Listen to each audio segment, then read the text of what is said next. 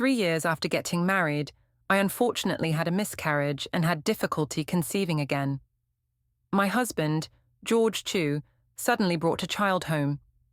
He said that even if I couldn't give birth, we could adopt a child, and he still wanted to be with me.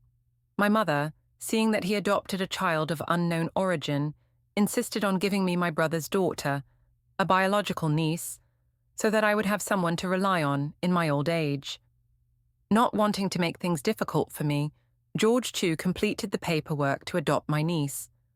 Our family became harmonious and complete with children. I became the happiest person in the world, wholeheartedly devoting myself to my husband and children.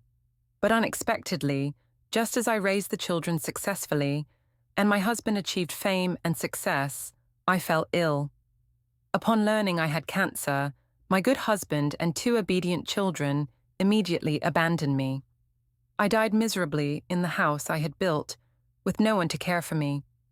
It wasn't until after I died that I realized my husband and children had harbored deep resentment towards me. When I opened my eyes again, I found myself back to the day I had the miscarriage.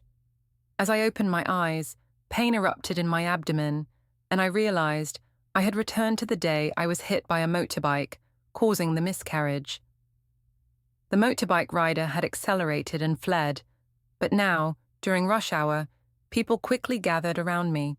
In 2002, mobile phones were not yet popular, but fortunately, just a few steps from the alley was a small convenience store with a landline. I immediately asked a middle-aged man nearby to call 911. There were many kind-hearted people who wanted to take me to the hospital, but I firmly refused because in this small district there was only one county hospital, where George Chu's aunt was the head of obstetrics. In my previous life, even until my death, I believed that losing my child and being unable to keep my uterus was due to the miscarriage. But after I died, I discovered that George Chu had asked his aunt to remove my uterus, making me willingly raise his child with his first love. After the miscarriage, George Chu brought his son, Nathan Chu, from his first love and lied that the child was his best friend's. He asked me to carefully take care of the boy. Not suspecting anything, I immediately treated Nathan Chu as my biological child, caring for him wholeheartedly. Nathan Chu had congenital heart disease and poor health since childhood. I carefully nursed him until he was 13 years old. During this time, I frantically searched for a heart donor for him. Eventually, when he received a heart transplant and recovered at 18, he wanted to study abroad. I arranged everything for him, even giving him most of our family's savings. However, later, when I fell seriously ill and wanted to see him one last time, he bluntly refused, citing that he was busy. 6 months after my death, Nathan Chu returned to the country for the funeral of his pet dog. He stood before my grave and said, "If not for you, why would I have become an orphan?" This became the greatest shame of my life, and he swore never to forgive me. It was then that I learned Nathan Chu was the biological son of George Chu and his first love. I, the fool who gave everything, raised him with my heart and soul, only to receive hatred in return. Fortunately, 911 arrived quickly. This time, I vowed not to follow the same path as in my previous life. I asked to be taken to the city maternity hospital, which was only 5 or 6 kilometers away from the county hospital. I would be saved soon enough. Perhaps because I had just returned to life, even though my body ached, my mind was unusually clear. After the doctor examined me, they said that the baby could still be saved, but the chances were low. Even if I could keep the baby, I would have to remain in bed for a long time. I felt a pang of sorrow. It turned out the baby wasn't beyond saving.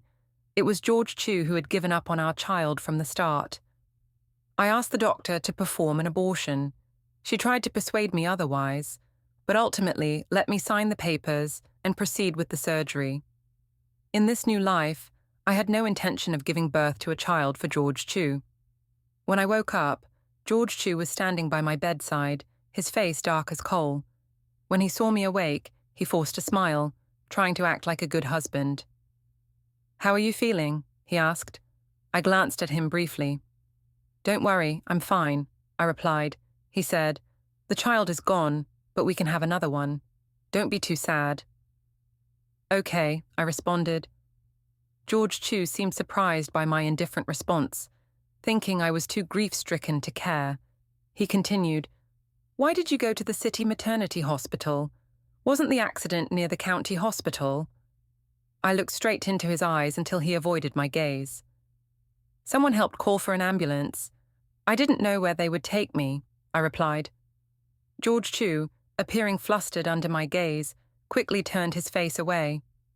Why didn't you wait for me? I could have helped, he said. I almost laughed. Are you a doctor?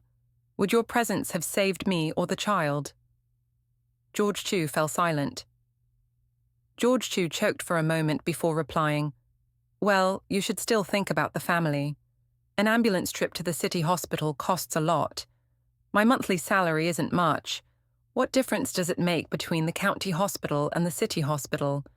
Why did you insist on going there? I smirked coldly. I have my salary. I don't need to use your money. He looked stunned. What do you mean? I glared at him. Aren't you afraid I'll spend your money? If I use my own money, there's no problem, right? He gasped in anger but held back, as there were other patients in the room. His face softened and he said, My aunt works at the county hospital. If you went there, wouldn't you have someone to care for you? I sneered. Haven't you heard the rumors about the county hospital's obstetrics department? I was afraid that if I had another miscarriage there, I might lose my life too. His face turned red. You're unreasonable. Furious, he turned to leave, but then hesitated and returned. Oh, by the way, did you report the accident to the police? I raised an eyebrow. Yes, why? His face twitched. The motorcyclist fled. There's no point in reporting it. Just withdraw the complaint and don't waste the police's time. I narrowed my eyes at him. Are you insane? Someone hit me and ran away. Of course I reported it. How does that make me unreasonable? The way you're talking, it sounds like you know who hit me. George Chu's face turned pale. You're talking nonsense. How could that be me? I stared at him, unblinking. He fidgeted, unable to sit still, and eventually fled from the room in panic. The place where I had the accident was just a block away from the textile factory where I worked. I passed by that area every day after work. However, this was 2002. Surveillance cameras weren't as widespread as they are now. The motorcyclist wore a helmet and didn't even glance back after hitting me, as if everything had been premeditated. This made me suspicious. Shortly after George Chu left, my parents rushed into the hospital room. Without caring that I had just undergone surgery, my mother stormed in and berated me. You couldn't even keep a child. What use are you? You've been married for 3 years and only just got pregnant, and now you've lost the baby because you couldn't be careful. Always running around for that ridiculous job. How much money do you even make? Has Chi Kwok ever let you go hungry or dressed poorly? My mother's sharp words pierced me, but I no longer felt the same pain I did in my past life. In this life, I was no longer the submissive Lucy Adams of before. I let her rant, but when she tried to touch me, I couldn't hold back anymore. I swept the glass and hot water kettle from the bedside table, smashing them onto the floor. The loud crash startled my parents, making them step back in fear. My father shouted, "Lucy Adams, are you trying to rebel?" I sneered. Did George Chu send you here to scold me in exchange for helping my brother get a job at the steel factory? My parents froze, unable to say a word. When they remained silent, I continued, "If not, do you believe that as long as I disagree, my brother will never set foot in that steel factory?" My brother was incompetent, incapable of holding a job. When I married George Chu, his family arranged a job for my brother at a furniture factory. They planned to promote him to team leader after a few months, but he didn't last 2 months before getting into a fight and getting fired. Later, he tried opening a restaurant with some friends, but after a year, not only did he fail to make money, but he also lost tens of thousands of yuan. Now, my parents wanted him to work at the steel factory in another district. They had repeatedly asked George Chu for help, but George Chu kept avoiding it, telling me to dissuade my parents. In my previous life, after my miscarriage, perhaps out of guilt, George Chu eventually helped my brother secure that job, making my parents ecstatic. But this time, no one would take advantage of me. My parents were visibly shaken by my warning. Perhaps they feared I would truly ruin my brother's chances at the steel factory. Seeing that force wouldn't work, my mother changed tactics, softening her tone and shedding tears. "Why are you saying this? We're just worried about you. Your brother is your only sibling. When we're gone, you'll have to rely on each other. He was really worried when he heard about your accident. If he wasn't so busy, he would have come right away. If he knew you said these things, he'd be heartbroken." I scoffed internally. What was my brother busy with? Probably just playing cards and drinking. I ignored my parents' ramblings and eventually drifted off to sleep. When I woke up, they were gone. A nurse entered the room and told me to pay the hospital fees. As I got out of bed, I felt weak and almost collapsed. The nurse caught me and muttered, "Your parents left the moment I mentioned the hospital bill, leaving you all alone here." I forced a bitter smile, but said nothing. In my previous life, my cousin once came to my grave to thank me. She told me that because I had given up my place at the university, she had a smooth and successful life. At that moment, I realized my parents had sold my college acceptance letter to her for 400 yuan. My future was sacrificed to pay for my brother's wedding. Thinking back on it, my cousin was probably about to graduate from university by now. I thought to myself, it was time to send her a special gift to celebrate her graduation. I stayed in the hospital for 2 more days. Aside from losing the baby, I had no other health issues. George Chu and my parents only visited me on the first day. Whether they came or not afterward no longer mattered to me. After being discharged, I applied to stay in the workers' dormitory at the textile factory where I worked and moved in the same day. When I and George Chu discussed marriage, I had just started working as an accountant at the textile factory. I had no prior work experience, but George Chu's grandfather pulled some strings to get me the job. He was the former head of the town and had recently retired, but still held considerable influence. In the Chu family, many decisions required his approval. In my past life, he was the only one in the Chu family who genuinely treated me well. Unfortunately, he passed away too soon. After George Chu brought his lover's child home, his grandfather was hospitalized multiple times, likely from anger. Regardless, I needed to visit him. After working as an accountant for 2 years, I had taught myself more skills. Last year, I even passed the accounting certification exam. I was promoted to head of the accounting department, so even if the factory wanted to fire me because of my deteriorating relationship with the Chu family, I wasn't afraid. After all, whether the factory's books were clean or shady, they all passed through my hands. The factory director was a shrewd man. I doubted he would trouble me. I didn't need him to be kind. As long as we coexisted peacefully, that was enough. If things turned hostile, I had nothing to lose.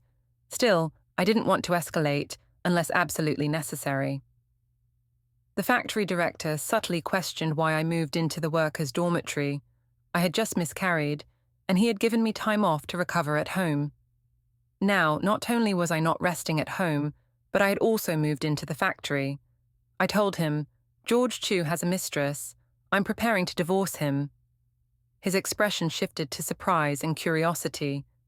I could see he was itching for gossip. I reassured him, "I'm only telling you this. Please don't spread it around. I'm planning to visit George Chu's grandfather today. Perhaps he can help me sort things out." Though the director tried to advise me against divorce, saying it wasn't good for a woman, I just nodded politely. After leaving the factory, I headed straight to the police station to check if they had found the hit-and-run driver. To my shock, the police informed me that George Chu had already withdrawn my report. I was furious. I couldn't believe George Chu would stoop so low. Just as I stood there in disbelief, I saw a familiar face, Huang Huang, a former classmate of George Chu's. I hurried over to him, hoping he still remembered me. To my relief, he did. Despite only attending our wedding once, he recognized me immediately. I explained everything to him, and after hearing my story, he was shocked. "I'll personally look into this for you. Don't worry, we'll find the culprit." I thanked him profusely. From the police station, I went directly to the Chu family's old home. Grandfather Chu was delighted to see me, clearly unaware of the accident and the loss of my child. "Thuchi, why are you visiting today? Where's Chi Kwok?" he asked, glancing behind me. I stepped forward and greeted him respectfully. "Grandfather, I know about George Chu and his first love. Their child is already 4 years old, isn't he?" Grandfather Chu froze, his body trembling. "They have a 4-year-old child already?" he muttered in disbelief. Judging by his reaction, I realized that George Chu had hidden everything from his family. I helped Grandfather Chu to the living room, and as he gathered his thoughts, his face grew somber. He looked ashamed, but quickly apologized. "I didn't know about this. If I had, I wouldn't have allowed it. I'm sorry you've had to endure this. I know you've been a good wife to our family, and we've wronged you." I replied calmly, "Grandfather, I didn't know about this either. I thought Chi Kwok and I could build a future together. But now that I know his heart belongs elsewhere, I can't continue this marriage. I came to you because I know you care for me, and I don't want to trouble you with our issues." Grandfather Chu sighed deeply. He began recounting the history between George Chu and his first love. The girl's family had a history of heart disease, which is why his mother opposed the relationship. They had fought for a long time, but Grandfather Chu hadn't directly objected. It turned out the girl was the granddaughter of Grandfather Chu's late wife's younger sister. His late wife's children had all passed away from heart disease, which left him fearful. Though he didn't stop the relationship, he let his son and daughter-in-law handle it. What he hadn't anticipated was that while he tolerated the situation, his son allowed George Chu to marry me while secretly supporting his relationship with the other woman. Grandfather Chu admitted his fault and promised to discipline George Chu, but he urged me to reconsider the divorce, reminding me that it was not a trivial matter and could greatly impact my future. However, I was resolute. Realizing this, Grandfather Chu sighed but didn't try to dissuade me further. Before I left, he asked about the baby. I lowered my head and replied softly, "The child is gone." I didn't tell him about the accident. Grandfather Chu looked shocked and devastated, sighing again. "It's all fate." He seemed to age right before my eyes. Perhaps it was because I visited the police station personally that the investigation moved quickly. They soon found the person who hit me. When I went to the station to identify him, I was stunned. It was someone I knew. Based on my memories from my past life, I hadn't met him at this point. His name was Liam Clark, and Nathan Chu called him Uncle. In my previous life, I had no idea about Nathan Chu's real identity. I believed that Liam Clark was his maternal uncle. But looking at him now, I realized that Nathan Chu's features bore a striking resemblance to Liam Clark's, far more than to George Chu's. It suddenly dawned on me. Liam Clark might actually be Nathan Chu's biological father. In my past life, I had a poor impression of Liam Clark. It wasn't just because he frequently came to our house to mooch off us, but because he had, on several occasions, made inappropriate advances toward me. He did this even in front of George Chu. When I expressed my outrage, George Chu brushed it off, saying I was overreacting and embarrassing him. He claimed Liam Clark had mistaken me for someone else. Later, Liam Clark apologized, and I, foolishly believing in family unity, forgave him. But in this life, I wouldn't tolerate such behavior. I immediately filed a lawsuit against Liam Clark for attempted murder and hit and run. Liam Clark tried to explain, claiming it was an accident and that he fled out of fear. But my lawyer quickly dismantled his defense. Facing severe legal repercussions, Liam Clark panicked and implicated someone else, confessing that he was acting on behalf of another person. The investigation soon led to two suspects, Tina Lee and George Chu. When George Chu saw me at the police station, his entire body stiffened. I seized the moment, raising my voice dramatically. "George Chu, it was you. You really tried to kill me and our child? How could you be so heartless?" He rushed forward, attempting to silence me. "Calm down, Thuchi. Let's not make a scene here." I slapped him across the face. "Calm down? You sent someone to kill me, and now you want me to calm down? You're not human." Tamjia, frail and coughing, stepped forward to defend him. "Don't blame Chi Kwok. He had nothing to do with this."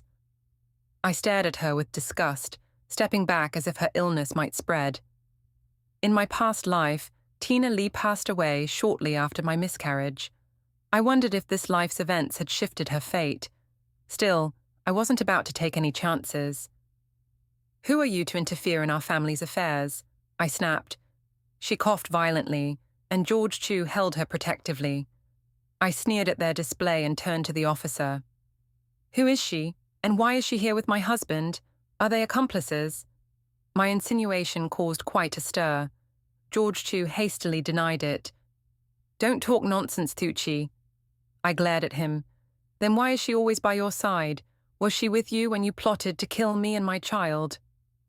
The officer tried to mediate, but I pressed on. "Are you arresting them or not? If not, I'll go to the media. Let the public know how a hospital director's son and his mistress tried to murder his wife." At that, George Chu's face turned pale. He pleaded with me. "Let's talk this out. You can't just accuse me like this." I slapped him again. "Accuse you? I'm just stating the facts." In the end, the police detained both Tina Lee and George Chu for further questioning. Later, I sat down with the lead investigator, expressing my desire to divorce George Chu and bring charges against both him and Tamjia. The officer sympathized with me, and I left the station feeling victorious. After leaving the police station, I returned to the textile factory dormitory. That evening, I called my lawyer and initiated divorce proceedings. I no longer cared about saving face for George Chu or the Chu family. This time, I was determined to reclaim everything that belonged to me. The next morning, my parents stormed into the factory, dragging my brother along. My mother's voice rang out the moment she saw me. "Lucy Adams, what are you trying to do?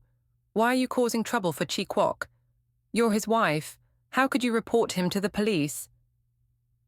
I calmly placed the accounting ledgers I was reviewing on my desk and looked at them coldly. "Because he hired someone to kill me. If I hadn't survived, would you still be defending him?" I asked. My father slammed his palm onto the desk. "Nonsense. Chi Kwok is a good man. He wouldn't do such a thing. You're just making up stories to stir up trouble." I crossed my arms, leaning back in my chair. "If he's innocent, the investigation will prove it. Why are you panicking?" My brother, John Adams, tried to mediate. "Thuchi, don't make things worse. Mum and Dad are just worried about you. Let's not blow this out of proportion." I narrowed my eyes at him. "Worried about me? Or worried that if I divorce George Chu, he won't help you get a job at the steel factory?" His expression darkened. "What are you saying? I'm your brother. How can you say that about me?" I laughed dryly. "Exactly. You're my brother. But have you ever thought about me as your sister? When Mum and Dad sold my college acceptance letter to pay for your wedding, did you speak up for me? When I was married off to secure your future, did you object?" The room fell silent. My mother's face twisted in anger. "It's all in the past. Why bring it up now? Besides, everything turned out fine. You married a good man. What are you complaining about?" I slammed my hand on the desk, startling all of them. "A good man? That good man tried to kill me and my child." I stood up and glared at them. "I won't withdraw the complaint, and I won't stay in this marriage any longer. If you're here to convince me otherwise, you can leave." My father pointed at me, his hand trembling. "You ungrateful child. After everything we've done for you." I cut him off. "Done for me? You sold my future for 400 yuan. You married me off like cattle. Tell me, what exactly have you done for me? My brother stepped forward, grabbing my arm. Thuchi, enough. Don't make Mom and Dad upset. Just withdraw the complaint and everything will be fine. I shook off his hand forcefully. Fine for who? For you? So you can continue to benefit from my misery. I pointed toward the door. Get out, all of you. From now on, I owe this family nothing. Tears welled in my mother's eyes. You're heartless, Tucci. One day you'll regret this. I met her gaze unwaveringly. No, Mom. The only thing I regret is not cutting ties with all of you sooner. They left, cursing under their breath. But I didn't care. I had spent too many years sacrificing for others. This time, I would live for myself. After my parents left, I sat quietly in the office for a long time, staring blankly at the pile of documents in front of me.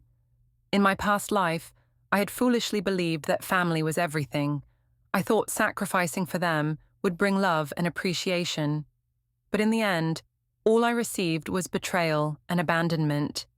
This time, things would be different. A few days later, I received a call from the police station. They had completed the investigation, and the results confirmed my suspicions. Liam Clark admitted to everything, and both Tina Lee and George Chu were implicated. That evening, George Chu came to the dormitory to find me. I opened the door to see him standing there, looking disheveled. His usual confident demeanor was gone, replaced by exhaustion and desperation. Thuchi, can we talk? He asked, his voice unusually soft. I crossed my arms and leaned against the doorframe. There's nothing left to discuss. I've already filed for divorce. He stepped forward, trying to plead his case. It wasn't supposed to happen this way. I didn't mean to hurt you. Tina Lee was just... She was desperate. I sneered. Desperate enough to try to kill me? And you just went along with it. He lowered his head, unable to meet my eyes. She was sick. I thought I could handle it, but things got out of control, he muttered. I laughed bitterly. Out of control? You call hiring someone to kill your wife and unborn child out of control? His face twisted with guilt. Thuchi, I know I've wronged you. I'll do whatever it takes to make things right. Just don't send Tina Lee to prison. She's not well. If she goes to jail, she won't survive, he pleaded. I stared at him coldly. And you think I survived because of your mercy? Do you know what it feels like to lay in a hospital bed, knowing your husband wanted you dead? He tried to grab my hand, but I pulled away. You made your choice, George Chu. Now you'll face the consequences. His eyes darkened. So this is it? You're going to destroy me? I met his gaze unwaveringly. Number, you destroyed yourself the moment you betrayed me. Without another word, I shut the door in his face. As I leaned against the door, tears welled in my eyes, but I refused to let them fall. I had mourned enough for this marriage. It was time to move forward. The day of the court hearing arrived quickly. George Chu showed up, but Tina Lee wasn't there. I later heard she had been hospitalized again due to her condition. Throughout the proceedings, George Chu avoided eye contact with me. His lawyer tried to negotiate a settlement, but I refused. I wanted the divorce finalized, with no strings attached. When the judge asked for my reasons for divorce, I didn't hesitate. My husband had an extramarital affair, and his mistress conspired to harm me and my unborn child. I no longer feel safe in this marriage, I stated clearly. George Chu's lawyer attempted to paint me as overly emotional and exaggerating the situation, but the evidence spoke for itself. Liam Clark's confession sealed their fate. By the end of the hearing, the judge ruled in my favor. The divorce was granted. George Chu was ordered to pay financial compensation, and I retained ownership of our shared property. As we left the courtroom, George Chu approached me one last time. Thou Chi, he began, but I raised my hand to stop him. Save it. Whatever you have to say, I don't want to hear it, I replied firmly. His shoulders slumped in defeat as he watched me walk away. For the first time in years, I felt free. Later that evening, I sat alone in my dorm room, sipping tea by the window. The city lights flickered in the distance, and for the first time, I felt hopeful about the future. This life was mine to reclaim, and I was ready. In the weeks following the divorce, I focused on rebuilding my life. I spent more time at the factory, diving deeper into my work. The long hours kept my mind occupied and left little room for regret. One afternoon, while reviewing financial reports, the factory director called me into his office. "Thuchi, I heard about your divorce. I'm sorry you had to go through that," he said, offering a sympathetic look. I smiled politely. "Thank you, Director. I appreciate the concern, but I'm doing fine." He nodded. "That's good to hear. Actually, there's something I wanted to discuss with you. We're expanding operations and need someone to oversee the finances for the new branch. You've proven yourself capable. Would you consider taking on the role?" I blinked in surprise. "You want me to handle the finances for the new branch?" "Yes, it's a significant step up, and it comes with a salary increase," he added. I paused, letting the offer sink in. This was an opportunity I hadn't expected, one that could significantly improve my career prospects. I'd be honored to take the role. "Thank you for trusting me," I replied, shaking his hand firmly. As I left his office, I felt a weight lift from my shoulders. The promotion was more than just a professional step forward. It was a sign that my life was moving in a new direction. Later that evening, I received a call from an unfamiliar number. "Hello," I answered hesitantly. A soft, familiar voice replied, "Thuchi, it's me." "Tam Gia." I stiffened, gripping the phone tighter. "Why are you calling me?" She coughed lightly, her voice weak. "I wanted to apologize. For everything." I remained silent, waiting for her to continue. "I know I don't deserve forgiveness, but I needed you to hear it from me. I was desperate and afraid. I thought if I could get rid of you, I'd have Chikwok all to myself. But I realize now how wrong I was," she said, her voice trembling. I closed my eyes, letting out a slow breath. "It's too late, Tamjia. Your actions nearly cost me my life. Apologies won't erase that," I replied coldly. "I understand," she whispered. I needed to say it. Goodbye, Thuchi." The line went dead. I set the phone down, staring at it for a long time. Her apology meant little to me now. I had already decided to leave that chapter behind. The future was waiting, and I was determined to embrace it fully. A few months passed, and life gradually settled into a new rhythm. My work at the factory expanded, and the new branch's financial operations ran smoothly under my management. I earned the respect of my colleagues and superiors, and for the first time in years, I felt secure in my abilities. One day, as I was leaving the factory, I saw a familiar figure waiting outside the gate. It was George Chu. His appearance had changed drastically. He looked gaunt, his clothes wrinkled, and his eyes sunken as if he hadn't slept in days. "Thuchi, can we talk?" he asked quietly. I hesitated, glancing at the other workers passing by. Their curious eyes lingered on us as they whispered amongst themselves. I sighed and stepped aside. "Say what you need to, but make it quick." He shifted nervously. "I heard you've been doing well at the factory. I'm glad. You deserve it." I crossed my arms, waiting for him to get to the point. "Listen, I know I've made mistakes. I regret everything that happened. He paused, lowering his gaze to the ground. "I lost Temjia." I raised an eyebrow. "Lost her?" "She passed away 2 weeks ago," he muttered. For a brief moment, I felt a flicker of pity, but it quickly faded. "I'm sorry for your loss, but I don't see how that involves me," I replied coolly. George Chu took a step closer, desperation flickering in his eyes. I realized after she was gone that I made the wrong choice. "Thuchi, I should have chosen you. Can we start over?" I stared at him in disbelief. "Start over," I repeated, letting the words hang between us. You tried to kill me, George Chu. Do you think I've forgotten that? His face paled. I was blinded by my feelings for her. I thought I was doing the right thing. But now, I see clearly. I've lost everything. Please, I cut him off. Number. There is no starting over. Whatever you're feeling now is the result of your own choices. I've moved on, and you should too.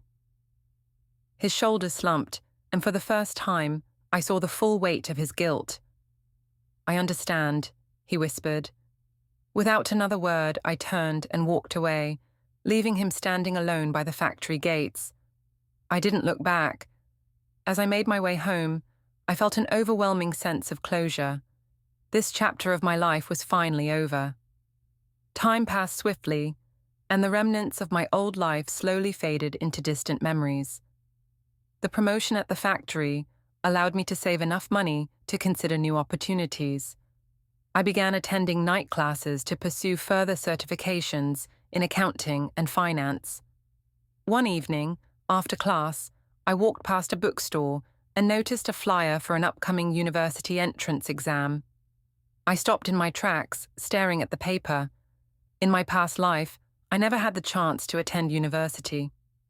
My acceptance letter had been sold behind my back, and I spent years regretting what could have been.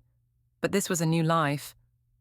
Without hesitation, I stepped into the bookstore, registered for the exam, and bought several prep books. From that day forward, I dedicated every free moment to studying. Months later, I sat in a crowded examination hall, nervous but determined. When the results were announced, I had passed. I was going to university. The day I received my acceptance letter, I stood alone in my dormitory room, holding the paper tightly in my hands. Tears welled up in my eyes, but they were tears of joy. I whispered to myself, "This is for the girl who never got the chance." My university years were challenging but fulfilling. I balanced work and studies, and though it wasn't easy, I persevered. By the time I graduated, I had secured a position at a large corporation, far removed from the small town where I once lived. One day, while attending a business conference, I heard someone call my name. I turned and saw Liam Clark standing a few feet away. He looked different, older, but still unmistakable. "Thu Chi," he said cautiously. I crossed my arms, my expression unreadable. "What do you want, Liam Clark?" He shifted uncomfortably. I heard you were doing well. I just wanted to congratulate you." I eyed him for a long moment. "Is that all?" He nodded. "Yes, I've changed, Thu Chi. I regret everything that happened." I raised an eyebrow. "Good. Regret is a fitting punishment." Without waiting for a response, I turned and walked away. I didn't need closure from him. I had found it within myself. My life was finally my own. Years passed, and the scars of my past life slowly healed. I built a career I was proud of, working my way up to a senior financial position at a reputable company. The hard work and long nights had paid off, and for the first time, I felt in control of my destiny. One afternoon, as I sat in my office reviewing reports, my secretary knocked gently on the door. "Ms. Duong, there's someone here to see you," she said, hesitating slightly. I looked up. "Who is it?" She shifted uncomfortably. "He said his name is George Chu." I froze for a brief moment but quickly regained my composure. "Send him in," I said calmly. Moments later, George Chu entered the office. He looked older, worn down by life. His once proud demeanor had crumbled, replaced by a quiet humility I had never seen before. "Thu Chi," he began softly, his voice carrying the weight of years gone by.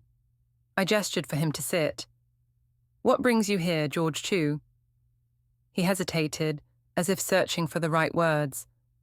"I wanted to see you. I've heard about your success," he said, avoiding eye contact. I leaned back in my chair, watching him carefully. "And?" I prompted. He clasped his hands together, his gaze finally meeting mine. "I suppose I hoped for forgiveness," he admitted, his voice barely above a whisper. I studied him for a long moment, the memories of our past flooding back. "I forgave you a long time ago, George Chu," I said quietly. "Not for your sake, but for mine. Holding on to that pain would have only held me back." Relief flickered in his eyes, but I continued. "But that doesn't mean we can go back to the way things were. I've moved on.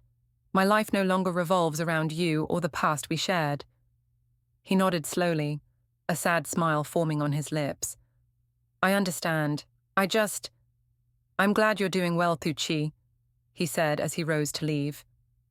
As he reached the door, he paused. "I know it's too late to change the past, but I truly am sorry." I offered him a small, polite smile. "Take care, George Chu." He left without another word, and as the door closed behind him, I felt a sense of peace wash over me. The ghosts of my past had finally been laid to rest. Life would continue, and I was ready to embrace whatever came next. After George Chu left my office, I sat quietly for a long time, reflecting on the years that had passed. The wounds he left no longer hurt the way they once did. I had rebuilt my life, piece by piece, until the echoes of the past were nothing more than faint whispers. A few months later, I received a letter in the mail.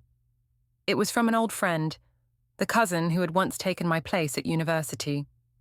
Her words were brief, but they carried weight. She wrote to apologize. Apparently, life had not been as kind to her as she once thought.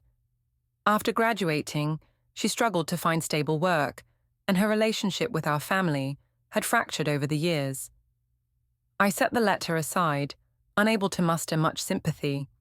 Perhaps it was cruel of me, but I felt no obligation to reopen that chapter of my life.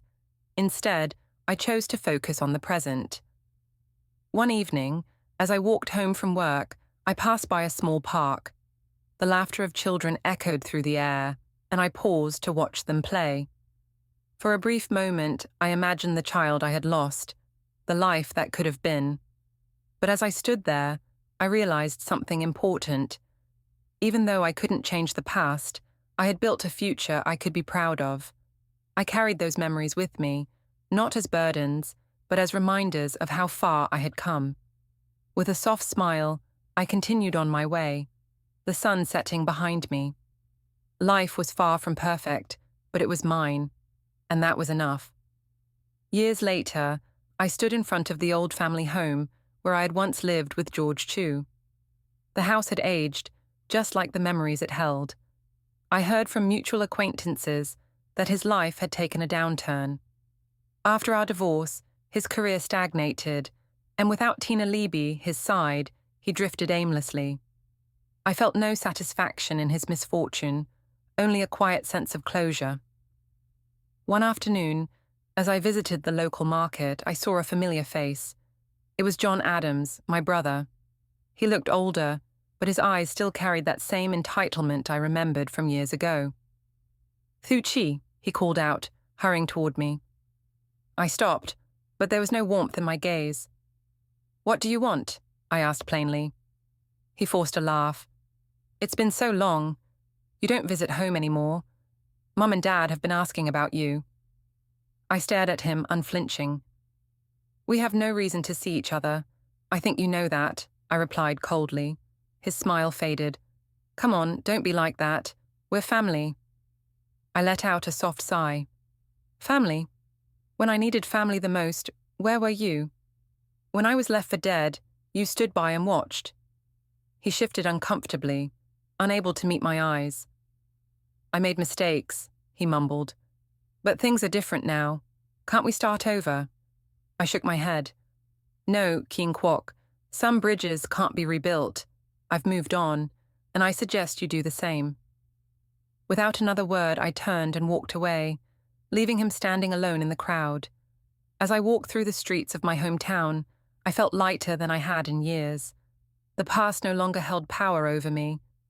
My life was finally my own, free from the shadows that once haunted me, and as the sun dipped below the horizon, I knew that the best chapters of my story were still ahead.